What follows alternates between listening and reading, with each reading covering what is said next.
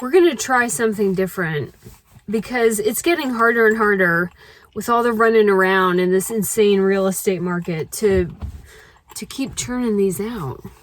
Lots of demands. We're also going to try this, and I don't hustle many products on here, but one of the things, if you do want to start vlogging or shooting video or what have you, and you're going to use your cell phone, the problem is audio. And so I found this thing.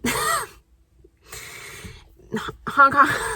It clips onto the lightning, I think that's called a lightning port, on your phone, and it's supposed to improve the audio quality dramatically.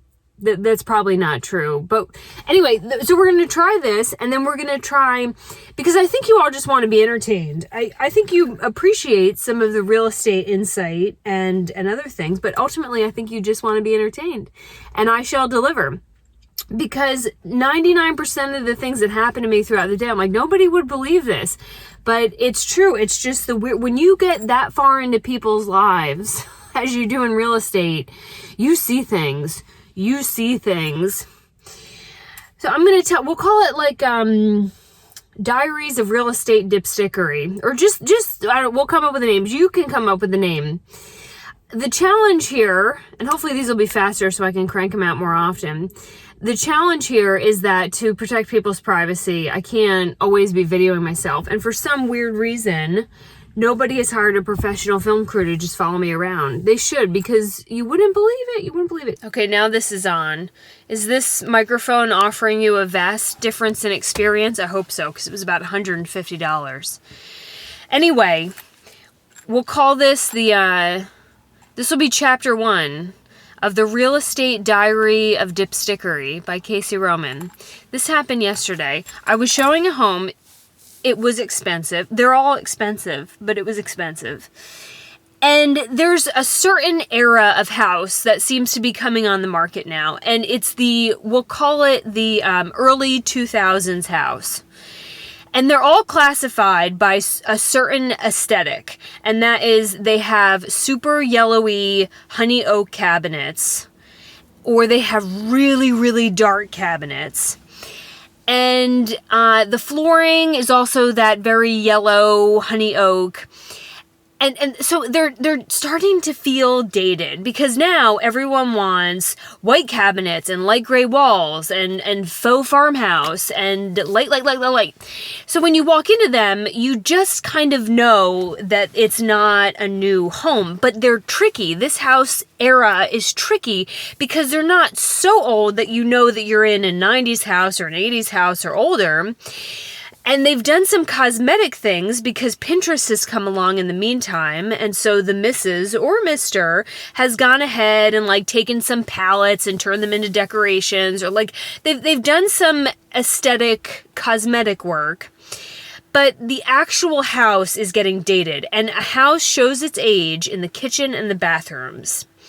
Just like we show our age in our eyes and on our neck first. And it's because those two things are the most expensive to renovate. So they're the last to get touched. And so this generation of homes is now coming onto the market. And I think it's because people know they want to upgrade. They want to be in something new. They know the house is starting to wear.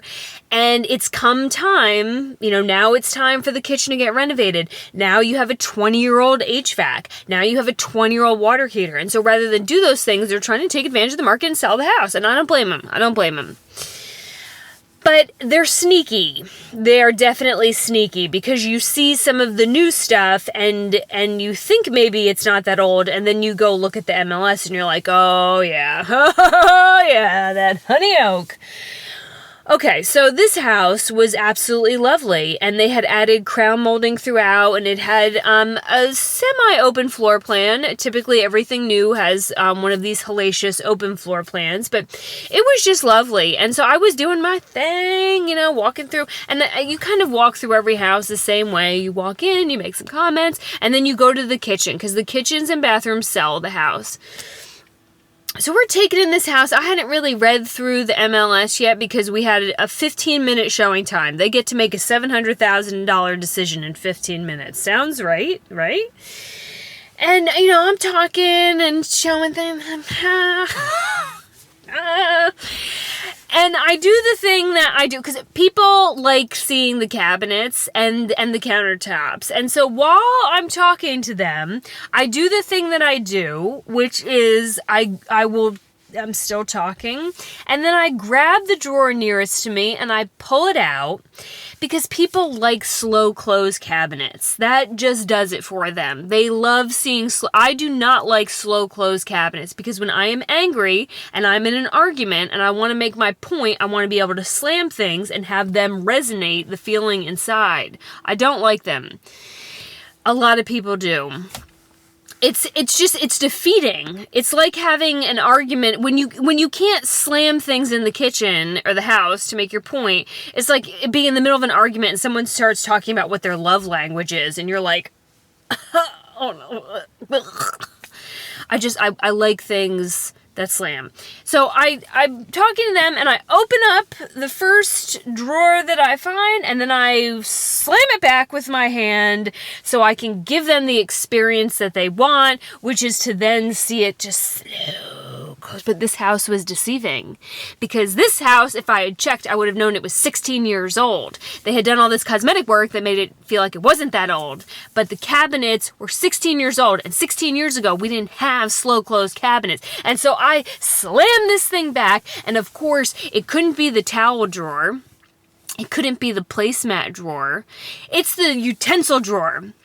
So inside, and it's big, there is an explosion of shrapnel, of forks and butter knives and teaspoons that just ricochet all over the inside of this as I fling this thing back. And the people who I'm showing are like, and I think you could hear it in the county next door because it was loud and it probably looked crazy, like, why did she just do that? I thought they were slow close. Renovate your kitchens or put a note somewhere so that I know. It was dramatic. But, I just tucked everything up and was like, okay, let's go in the living room. What are you gonna do? It must be an experience seeing a home with me. They ultimately didn't make an offer. They didn't say that it had anything to do with the bomb I set off in the kitchen, but it was because the house is dated, because they're paying up here and they damn well know that all this stuff hasn't been done yet. And I will tell you, and here's your educational part, you can dazzle people all you want with your, palette decorations and crown molding. But when they get that inspection report back and it says, if it's one of those like early 2000s homes, and it says that the roof is at end of life and the water heater is 20 years old and the HVAC is old, you're going to have a hard time justifying that price because all of those costs are now coming to them and they know that. And they're not excited about that. If you are selling a home, and I have sold a couple that they are of this era, remember it was also blood red kitchens and living rooms were a thing of that time. I don't know what it was about that dark red paint, but you can spot a 2003 home. Just you walk in and everything is blood red in the kitchen with dark cabinets and that like terrazzo, thick Italian looking tile that shouldn't be in North Carolina anywhere. But if you're going to sell a home that is of that generation and you know that your systems are wearing out, what we do is we put a home warranty on the house. And a lot of people don't like home warranties. I had one. I loved mine. If you actually understand how they work, then you're fine. But we put a home warranty on as basically saying that we acknowledge that the systems are old, but if you have any issues with them, you're going to be protected. It's only $50 a service call. And then if the systems go kaput and you still have the home warranty, then they will replace them. But you just have to understand how a home warranty works. And that, at least that takes the edge off of it. Because when people see an old HVAC, an old HVAC and no slow close cabinets, I just don't know. So that is our first entry into the Diary of Real Estate Dipstickery that goes on every day. I just finished a walkthrough. It's the weekend, so I don't decorate. You're not getting the boobs pushed up and the makeup and all that. It's just a personal rule. And now I'm off 3 hours away to my other listing to get my key back, because I think that we are going to be rocking and rolling to close on that one soon. All right, stay tuned for the next episode, you weirdos.